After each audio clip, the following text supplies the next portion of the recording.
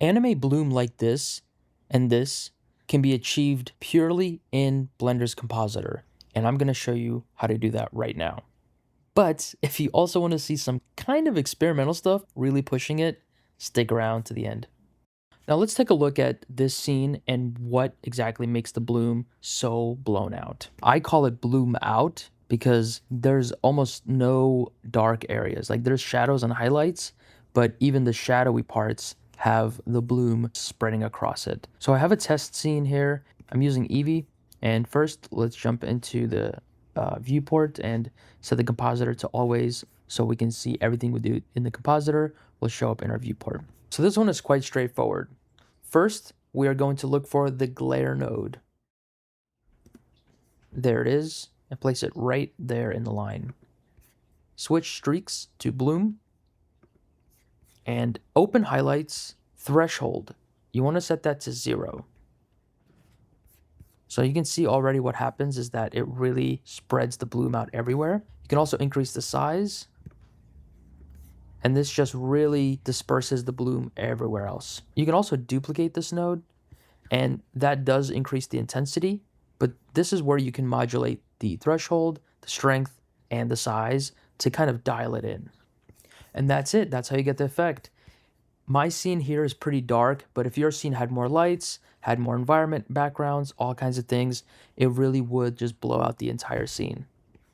For the next one, I call it the choke bloom because it creates this choking effect around the object. First, let's get some debris in the air. We'll get rid of these 2 nodes. And let me add a background plane.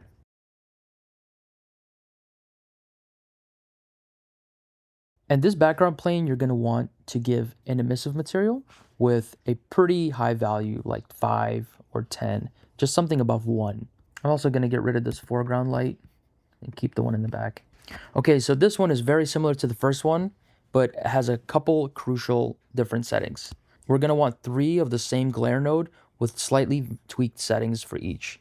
So let's get the first one in, and then we'll duplicate from there. Set it to bloom. The very first thing you want to do is bring the size down. So I'm going to bring it down to like a 0.05. It also very much depends on where your view is. So if I zoom all the way out, you can see the bloom takes over the character more. But if I zoom in, it's a little bit more detailed. I'm going to duplicate this and increase the size to 0.1. And then duplicate it one last time and make this 0.2. So now here's where the crucial part comes in. First, let's tint it red, and the other one red. Cool.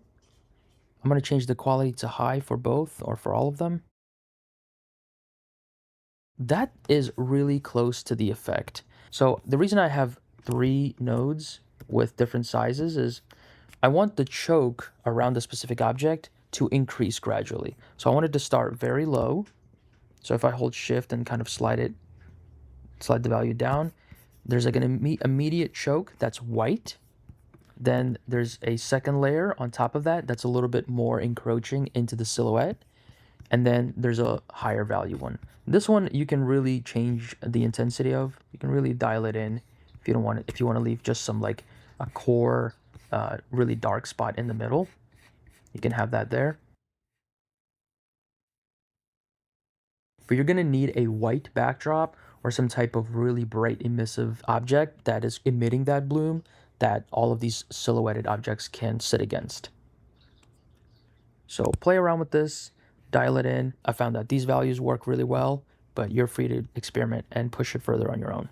As promised, here are the experimental ones that I've been messing with. First, let's get rid of these. One of them is called Cosmic Noise, and you'll see just why in a second. And the other one is called Edge Noir. So this is Edge Noir, and you can kind of see why I might have called it that. Definitely adds to the intensity if that's kind of like what you're looking for. If I hide the background and just let the light do the work, it really creates this cool, almost like comic book style, but still in ways very anime look. And let's go inside of that so you can see what's going on. So you can see I'm really playing with the glare node a lot. Not too many crazy things outside of what I've already shown. Threshold low, size high, sometimes low. But it really is combining two effects together. So the first one is just the simple glare, and then another glare, but it's getting this edge detection. And if you want to know how to do that, so you want to get this sharpen filter, and down here you can use the drop down. I found that Sobel works pretty well at getting the edges, and that edge is being ran through, is running through a color ramp just to really clamp the values down to the focused areas, but you can let it breathe everywhere else. So I like that, but I wanted to combine it with a regular glow. We have the surface, but we also get the edge. And that's cool because it looks like the shadow from the character, the edge of that shadow is also being detected, which is really cool. Kind of a digital outline glow effect. And then on top of that, after combining it using the lighten mix, I add some noise. And then I use the unsharpened mask, which is a filter down here. And I increase the radius by a lot. So by default, it's set to 8, which creates kind of this really interesting effect. But yeah, making it 400 creates this like isolated grain around the specific area. And for cosmic noise, I'll show you what that does. Similar in the way that it gets this edge, but you see it has this trailing effect. And this trailing effect, it's not so much a product of the compositor as it's the compositor exploiting something that's happening inside of Blender naturally. What I mean by that is if we turn on like the ray tracing, denoising off, fast GI approximation, just really make it work, really make the ray tracing work in kind of a wrong way, you can get some cool stuff. That's why I call it cosmic noise. Because it's like this multicolored noise that, especially due to the recalculating and denoising of ray tracing and the artifacting, it creates this even crazier effect. So when there's animation, there's like these trails that get left. And to me, I don't know if this is anime, but it just looks really cool. Really stylized. So let's jump into that one, what that looks like. So again, we start with the edge filter, this time pre-wit.